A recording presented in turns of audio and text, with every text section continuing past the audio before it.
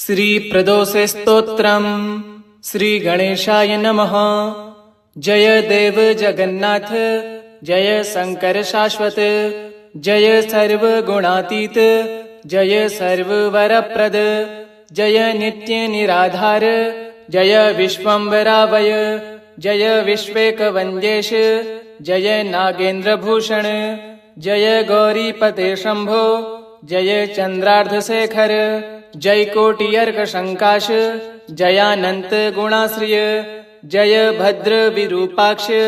जयाचिन्त्य निरंजन, जय नाथ कृपा सिंधो, जय भक्तार्तिभंजन, जय दुस्तर संसार सागर उत्तारण प्रभो, प्रसीद मे महादेव संसारार्तस्य खिद्यतः, सर्वपापक्षयं कृत्वा रक्ष मां परमेश्वर, महादारिद्र्यमग्रस्य महापापहतस्य च, महाशोकनिविष्टस्य महारोगातुरस्य च, ऋणभारपरितस्य दद्यमानस्य कर्मभिः ग्रहप्रपीड्यमानस्य प्रसीद मम शंकर, दरिद्रः प्रार्थये देवं प्रदोषे गिरिजापतिम्, अर्थाढ्यो वा यथ राजा वा प्रार्थ्ये देवमीश्वरम्, दीर्घमायुः सदारोग्यं कोशविद्धिर्बलोन्नतिः, ममास्तु नित्यमानन्दः प्रसादात्व शंकर, शत्रवः संशयं यान्तु प्रसीदन्तु मम प्रजः, नश्यन्तु दस्यवो राष्ट्रे जनाः सन्तु निरापदः, दुर्भिक्षमरिसन्तापः क्षयं यान्तु महीतले, सर्वसस्य स्मृतिश्च भूयात् सुखमया दिशः, एवमाराध्ये देवं पूजान्ते गिरिजापतिम्, ब्राह्मणां भोजयेत् पश्चात् दक्षिणाभिश्च पूजयेत्, सर्वपापक्षयकरी सर्वरोगनिवारिणी, शिवपूजा मया ख्याता सर्वाभीष्टफलप्रदा। जय देव जगन्नाथ, जय शंकर शाश्वत, जय सर्वगुणातीत, जय सर्ववरप्रद, जय नित्य निराधार, जय विश्वम्भरावय, जय विश्वेकवन्द्येश, जय नागेन्द्रभूषण, जय गौरीपते शंभो, जय चंद्रार्धशेखर, जय कोटियर्क शंकाश, जयानंत गुणाश्रिय, जय भद्र विरूपाक्ष, जयाचिन्त्य निरंजन, जय नाथ कृपा सिंधो, जय भक्तार्तिभंजन, जय दुस्तर संसार सागर उत्तारण प्रभो, प्रसीद मे महादेव संसारार्तस्य खिद्यतः, सर्वपापक्षयं कृत्वा रक्ष मां परमेश्वर, महादारिद्र्यमग्रस्य महापापहतस्य च, महाशोकनिविष्टस्य महारोगातुरस्य च, ऋणभारपरितस्य दद्यमानस्य कर्मभिः ग्रहप्रपीड्यमानस्य प्रसीद मम शंकर, दरिद्रः प्रार्थये देवं प्रदोषे गिरिजापतिम्, अर्थाढ्यो वा यथ राजा वा प्रार्थ्ये देवमीश्वरम्, दीर्घमायुः सदारोग्यं कोशविद्धिर्बलोन्नतिः, ममास्तु नित्यमानन्दः प्रसादात्व शंकर, शत्रवः संशयं यान्तु प्रसीदन्तु मम प्रजः, नश्यन्तु दस्यवो राष्ट्रे जनाः सन्तु निरापदः, दुर्भिक्षमरिसन्तापः क्षयं यान्तु महीतले, सर्वसस्य स्मृतिश्च भूयात् सुखमया दिशः, एवमाराध्ये देवं पूजान्ते गिरिजापतिम्, ब्राह्मणां भोजयेत् पश्चात् दक्षिणाभिश्च पूजयेत्, सर्वपापक्षयकरी सर्वरोगनिवारिणी, शिवपूजा मया ख्याता सर्वाभीष्टफलप्रदा। जय देव जगन्नाथ,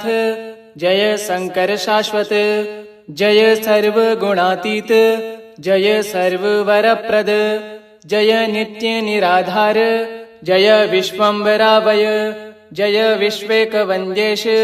जय नागेन्द्रभूषण, जय गौरीपते शंभो, जय चंद्रार्धशेखर,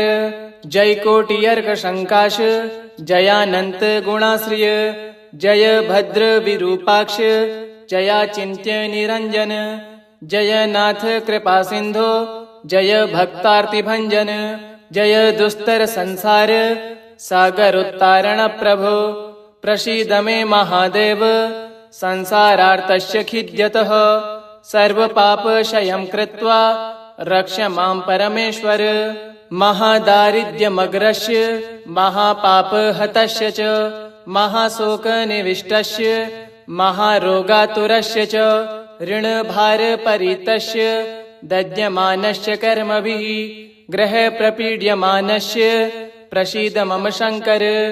दरिद्रः प्रार्थये देवं प्रदोषे गिरिजापतिम् अर्थाढ्यो वा यथ राजा वा प्रार्थ्ये देवमीश्वरम् दीर्घमायुः सदारोग्यं कोशविद्धिर्बलोन्नतिः ममास्तु नित्यमानन्दः प्रसादात्व शङ्कर शत्रवः संशयं यान्तु प्रसीदन्तु मम प्रजः नश्यन्तु दस्यवो राष्ट्रे जनाः सन्तु निरापदः दुर्भिक्षमरिसन्तापः क्षयं यान्तु महीतले सर्वसस्य स्मृतिश्च भूयात् सुखमयादिशः एवमाराध्यये देवं पूजान्ते गिरिजापतिं ब्राह्मणां भोजयेत् पश्चात् दक्षिणाभिश्च पूजयेत् सर्वपापक्षयकरी सर्वरोगनिवारिणी शिवपूजा मया ख्याता सर्वाभीष्टफलप्रदा जय देव जगन्नाथ जय शंकर शाश्वत जय सर्वगुणातीत जय सर्ववरप्रद जय नित्य निराधार जय विश्वम्भरावय जय विश्वेकवन्द्येश जय नागेन्द्रभूषण जय गौरीपते शंभो जय चंद्रार्धशेखर जय कोटियर्कशङ्काश जयानन्त गुणाश्रिय जय भद्र विरूपाक्ष जयाचिन्त्य निरञ्जन जय नाथ कृपा सिंधो जय भक्तार्तिभंजन जय दुस्तर संसार सागर उत्तारण प्रभो प्रसीद मे महादेव संसारार्तस्य खिद्यतः सर्वपापक्षयं कृत्वा रक्ष मां परमेश्वर महादारिद्र्यमग्रस्य महापापहतस्य च महाशोकनिविष्टस्य महारोगातुरस्य च ऋणभारपरितस्य दद्यमानस्य कर्मभिः ग्रहप्रपीड्यमानस्य प्रसीद मम शङ्कर दरिद्रः प्रार्थये देवं प्रदोषे गिरिजापतिम् अर्थाढ्यो वा यथ राजा वा प्रार्थ्ये देवमीश्वरम् दीर्घमायुः सदारोग्यं कोशविद्धिर्बलोन्नतिः ममास्तु नित्यमानन्दः प्रसादात्व शङ्कर शत्रवः संशयं यान्तु प्रसीदन्तु मम प्रजः नश्यन्तु दस्यवो राष्ट्रे जनाः सन्तु निरापदः दुर्भिक्षमरिसन्तापः क्षयं यान्तु महीतले सर्वसस्य स्मृतिश्च भूयात् सुखमयादिशः एवमाराध्यये देवं पूजान्ते गिरिजापतिं ब्राह्मणां भोजयेत् पश्चात् दक्षिणाभिश्च पूजयेत् सर्वपापक्षयकरी सर्वरोगनिवारिणी शिवपूजा मया ख्याता सर्वाभीष्टफलप्रदा जय देव जगन्नाथ जय शंकर शाश्वत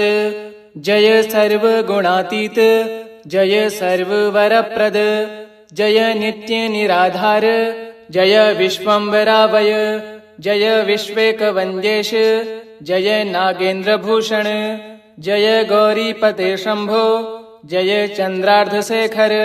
जय कोटियर्कशङ्काश जयानन्त गुणाश्रिय जय भद्र विरूपाक्ष जयाचिन्त्य निरञ्जन जय नाथ कृपा सिंधो जय भक्तार्तिभंजन जय दुस्तर संसार सागर उत्तारण प्रभो प्रसीद मे महादेव संसारार्तस्य खिद्यतः सर्वपापक्षयं कृत्वा रक्ष मां परमेश्वर महादारिद्र्यमग्रस्य महापापहतस्य च महाशोकनिविष्टस्य महारोगातुरस्य च ऋणभारपरितस्य दद्यमानस्य कर्मभिः ग्रहप्रपीड्यमानस्य प्रसीद मम शङ्कर दरिद्रः प्रार्थये देवं प्रदोषे गिरिजापतिम् अर्थाढ्यो वा यथ राजा वा प्रार्थये देवमीश्वरम् दीर्घमायुः सदारोग्यम् कोशविद्धिर्बलोन्नतिः ममास्तु नित्यमानन्दः प्रसादात्व शङ्कर शत्रवः संशयं यान्तु प्रसीदन्तु मम प्रजः नश्यन्तु दस्यवो राष्ट्रे जनाः सन्तु निरापदः दुर्भिक्षमरिसन्तापः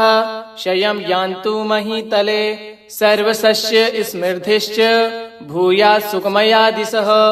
एवमाराध्य देवं पूजान्ते गिरिजापतिम् ब्राह्मणां भोजयेत् पश्चात् दक्षिणाभिश्च पूजयेत् सर्वपापक्षयकरी सर्वरोगनिवारिणी शिवपूजा मया ख्याता सर्वाभीष्टफलप्रदा जय देव जगन्नाथ जय शंकर शाश्वत जय सर्वगुणातीत जय सर्ववरप्रद जय नित्य निराधार जय विश्वम्भरावय जय विश्वेकवन्द्येश जय नागेन्द्रभूषण जय गौरीपते शंभो जय चन्द्रार्धशेखर जय कोटियर्कशङ्काश जयानन्त गुणाश्रिय जय भद्र विरूपाक्ष जयाचिन्त्य निरञ्जन जय नाथ कृपासिन्धो जय भक्तार्तिभञ्जन जय दुस्तर संसार सागरोत्तारण प्रभो प्रसीद मे महादेव संसारार्तस्य खिद्यतः सर्वपापक्षयं कृत्वा रक्ष मां परमेश्वर महादारिद्र्यमग्रस्य महापापहतस्य च महाशोकनिविष्टस्य महारोगातुरस्य च ऋणभारपरितस्य दद्यमानस्य कर्मभिः ग्रहप्रपीड्यमानस्य प्रसीद मम शङ्कर दरिद्रः प्रार्थये देवं प्रदोषे गिरिजापतिम् अर्थाढ्यो वा यथ राजा वा प्रार्थये देवमीश्वरम् दीर्घमायुः सदारोग्यम् कोशविद्धिर्बलोन्नतिः ममास्तु नित्यमानन्दः प्रसादात्व शङ्कर शत्रवः संशयं यान्तु प्रसीदन्तु मम प्रजः नश्यन्तु दस्यवो राष्ट्रे जनाः सन्तु निरापदः दुर्भिक्षमरिसन्तापः क्षयं यान्तु महीतले सर्वसस्य स्मृतिश्च भूयात् सुखमया दिशः एवमाराध्य देवं पूजान्ते गिरिजापतिम् ब्राह्मणां भोजयेत् पश्चात् दक्षिणाभिश्च पूजयेत् सर्वपापक्षयकरी सर्वरोगनिवारिणी शिवपूजा मया ख्याता सर्वाभीष्टफलप्रदा जय देव जगन्नाथ जय शंकर शाश्वत जय सर्वगुणातीत जय सर्ववरप्रद जय नित्य निराधार जय विश्वम्भरावय जय विश्वेकवन्द्येश जय नागेन्द्रभूषण जय गौरीपते शंभो जय चन्द्रार्धशेखर जय कोटियर्कशङ्काश जयानन्त गुणाश्रिय जय भद्र विरूपाक्ष जयाचिन्त्य निरञ्जन जय नाथ कृपासिन्धो जय भक्तार्तिभञ्जन जय दुस्तर संसार सागरोत्तारण प्रभो प्रसीद मे महादेव संसारार्तस्य खिद्यतः सर्वपापक्षयं कृत्वा रक्ष मां परमेश्वर महादारिद्र्यमग्रस्य महापापहतस्य च महाशोकनिविष्टस्य महारोगातुरस्य च ऋणभारपरितस्य दद्यमानस्य कर्मभिः ग्रहप्रपीड्यमानस्य प्रसीद मम शङ्कर दरिद्रः प्रार्थये देवं प्रदोषे गिरिजापतिम् अर्थाढ्यो वा यथ राजा वा प्रार्थये देवमीश्वरम् दीर्घमायुः सदारोग्यम् कोशविद्धिर्बलोन्नतिः ममास्तु नित्यमानन्दः प्रसादात्व शङ्कर शत्रवः संशयं यान्तु प्रसीदन्तु मम प्रजः नश्यन्तु दस्यवो राष्ट्रे जनाः सन्तु निरापदः दुर्भिक्षमरिसन्तापः क्षयं यान्तु महीतले सर्वसस्य स्मृतिश्च भूयात् सुखमया दिशः एवमाराध्य देवं पूजान्ते गिरिजापतिं ब्राह्मणां भोजयेत् पश्चात् दक्षिणाभिश्च पूजयेत् सर्वपापक्षयकरी सर्वरोगनिवारिणी शिवपूजा मया ख्याता सर्वाभीष्टफलप्रदा। जय देव जगन्नाथ जय शंकर शाश्वत जय सर्वगुणातीत जय सर्ववरप्रद जय नित्य निराधार जय विश्वम्भरावय जय विश्वेकवन्द्येश जय नागेन्द्रभूषण जय गौरीपते शंभो जय चंद्रार्धशेखर जय कोटियर्कशंकाश जयानंत गुणाश्रिय जय भद्र विरूपाक्ष जयाचिन्त्य निरंजन जय नाथ कृपा सिंधो जय भक्तार्तिभंजन जय दुस्तर संसार सागर उत्तारण प्रभो प्रसीद मे महादेव संसारार्तस्य खिद्यतः सर्वपापक्षयं कृत्वा रक्ष मां परमेश्वर महादारिद्र्यमग्रस्य महापापहतस्य च महाशोकनिविष्टस्य महारोगातुरस्य च ऋणभारपरितस्य दद्यमानस्य कर्मभिः ग्रहप्रपीड्यमानस्य प्रसीद मम शंकर दरिद्रः प्रार्थये देवं प्रदोषे गिरिजापतिम् अर्थाढ्यो वा यथ राजा वा प्रार्थ्ये देवमीश्वरम् दीर्घमायुः सदारोग्यम् कोशविद्धिर्बलोन्नतिः ममास्तु नित्यमानन्दः प्रसादात्व शंकर शत्रवः संशयं यान्तु प्रसीदन्तु मम प्रजः नश्यन्तु दस्यवो राष्ट्रे जनाः सन्तु निरापदः दुर्भिक्षमरिसन्तापः क्षयं यान्तु महीतले सर्वसस्य स्मृतिश्च भूयात् सुखमया दिशः एवमाराध्य देवं पूजान्ते गिरिजापतिं ब्राह्मणां भोजयेत् पश्चात् दक्षिणाभिश्च पूजयेत् सर्वपापक्षयकरी सर्वरोगनिवारिणी शिवपूजा मया ख्याता सर्वाभीष्टफलप्रदा। जय देव जगन्नाथ जय शंकर शाश्वत जय सर्वगुणातीत जय सर्ववरप्रद जय नित्य निराधार जय विश्वम्भरावय जय विश्वेकवन्द्येश जय नागेन्द्रभूषण जय गौरीपते शंभो जय चंद्रार्धशेखर जय कोटियर्कशंकाश जयानंत गुणाश्रिय जय भद्र विरूपाक्ष जयाचिन्त्य निरंजन जय नाथ कृपा सिंधो जय भक्तार्तिभंजन जय दुस्तर संसार सागर उत्तारण प्रभो प्रसीद मे महादेव संसारार्तस्य खिद्यतः सर्वपापक्षयं कृत्वा रक्ष मां परमेश्वर महादारिद्र्यमग्रस्य महापापहतस्य च महाशोकनिविष्टस्य महारोगातुरस्य च ऋणभारपरितस्य दद्यमानस्य कर्मभिः ग्रहप्रपीड्यमानस्य प्रसीद मम शंकर दरिद्रः प्रार्थये देवं प्रदोषे गिरिजापतिम् अर्थाढ्यो वा यथ राजा वा प्रार्थ्ये देवमीश्वरम् दीर्घमायुः सदारोग्यम् कोशविद्धिर्बलोन्नतिः ममास्तु नित्यमानन्दः प्रसादात्व शंकर शत्रवः संशयं यान्तु प्रसीदन्तु मम प्रजः नश्यन्तु दस्यवो राष्ट्रे जनाः सन्तु निरापदः दुर्भिक्षमरिसन्तापः क्षयं यान्तु महीतले सर्वसस्य स्मृतिश्च भूयात् सुखमया दिशः एवमाराध्य देवं पूजान्ते गिरिजापतिं ब्राह्मणां भोजयेत् पश्चात् दक्षिणाभिश्च पूजयेत् सर्वपापक्षयकरी सर्वरोगनिवारिणी शिवपूजा मया ख्याता सर्वाभीष्टफलप्रदा। जय देव जगन्नाथ जय शंकर शाश्वत जय सर्वगुणातीत जय सर्ववरप्रद जय नित्य निराधार जय विश्वम्भरावय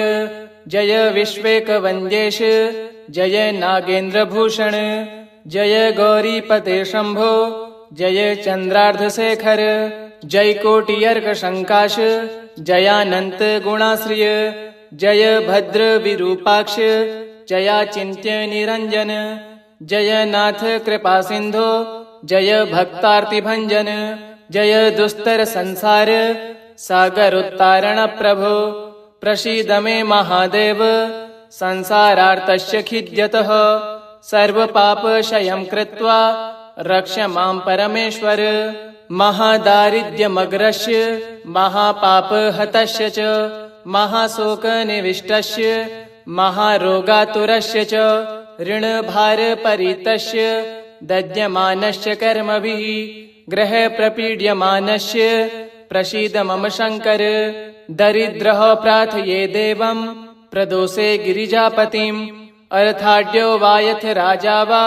प्रार्थ्ये देवमीश्वरम् दीर्घमायुः सदारोग्यं कोशविद्धिर्बलोन्नतिः ममास्तु नित्यमानन्दः प्रसादात्व शङ्कर शत्रवः संशयं यान्तु प्रसीदन्तु मम प्रजः नश्यन्तु दस्यवो राष्ट्रे जनाः सन्तु निरापदः दुर्भिक्षमरिसन्तापः क्षयं यान्तु महीतले सर्वसस्य स्मृतिश्च भूयात् सुखमया दिशः एवमाराध्यये देवं पूजान्ते गिरिजापतिं ब्राह्मणां भोजयेत् पश्चात् दक्षिणाभिश्च पूजयेत् सर्वपापक्षयकरी सर्वरोगनिवारिणी शिवपूजा मया ख्याता सर्वाभीष्टफलप्रदा जय देव जगन्नाथ जय शंकर शाश्वत जय सर्वगुणातीत जय सर्ववरप्रद जय नित्य निराधार जय विश्वम्भरावय जय विश्वेकवन्द्येश जय नागेन्द्रभूषण जय गौरीपते शंभो जय चंद्रार्धशेखर जय कोटियर्कशंकाश जयानंत गुणाश्रिय जय भद्र विरूपाक्ष जयाचिन्त्य निरंजन जय नाथ कृपा सिंधो जय भक्तार्तिभंजन जय दुस्तर संसार सागर उत्तारण प्रभो प्रसीद मे महादेव संसारार्तस्य खिद्यतः सर्वपापक्षयं कृत्वा रक्ष मां परमेश्वर महादारिद्र्यमग्रस्य महापापहतस्य च महाशोकनिविष्टस्य महारोगातुरस्य च ऋणभारपरितस्य दद्यमानस्य कर्मभिः ग्रहप्रपीड्यमानस्य प्रसीद मम शङ्कर दरिद्रः प्रार्थये देवं प्रदोषे गिरिजापतिम् अर्थाढ्यो वा यथ राजा वा प्रार्थ्ये देवमीश्वरम् दीर्घमायुः सदारोग्यं कोशविद्धिर्बलोन्नतिः ममास्तु नित्यमानन्दः प्रसादात्व शङ्कर शत्रवः संशयं यान्तु प्रसीदन्तु मम प्रजः नश्यन्तु दस्यवो राष्ट्रे जनाः सन्तु निरापदः दुर्भिक्षमरिसन्तापः क्षयं यान्तु महीतले सर्वसस्य स्मृतिश्च भूयात् सुखमया दिशः एवमाराध्यये देवं पूजान्ते गिरिजापतिं ब्राह्मणां भोजयेत् पश्चात् दक्षिणाभिश्च पूजयेत् सर्वपापक्षयकरी सर्वरोगनिवारिणी शिवपूजा मया ख्याता सर्वाभीष्टफलप्रदा इति श्री प्रदोषे स्तोत्रम् श्री शिवार्पणमस्तु। ओम श्री सांब सदाशिवाय नमः।